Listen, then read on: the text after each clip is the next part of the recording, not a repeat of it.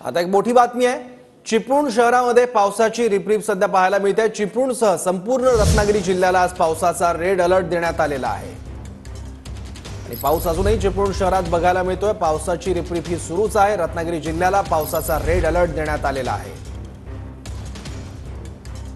एकदा पावसाला सुरुवात झालेली पाहायला मिळते। गेल्या 3 दिवसापासून चिपळूण शहरात मुसळधार जो आहे किंवा संततधार पाऊस हा नेहमी सुरू असलेला पाहायला मिळतोय आणि खरं तर आज रत्नागिरी जिल्ह्यासह चिपळूण शहराला देखील हवामान विभागाकडून रेड अलर्ट जो आहे तो देण्यात आलेला आहे। याचाच फटका खरं तर सतत कोसळणाऱ्या पावसाचा फटका आता रेल्वे विभागाला देखील बसलाय, कारण कोकण रेल्वेच्या अनेक रेल्वे गाड्या रद्द करण्यात आलेल्या आहेत। त्याप्रमाणे चिपळूणला जसं रेड अलर्ट दिलाय तसं रत्नागिरी जिल्ह्याला देखील रेड अलर्ट आहे। त्यामुळे आज बऱ्याचशा शाळांना, जिल्ह्याभरातील शाळांना सुट्टी देखील आज जी आहे ती जाहीर करण्यात आलेली आहे। गेल्या 3 दिवसापासून चिपळूण शहरात हा सतत पाऊस सुरू आहे। त्यामुळे शहरातील मुख्य भागांमध्ये जे आहे ते पाणी साचायला आता सुरुवात झालेली आहे।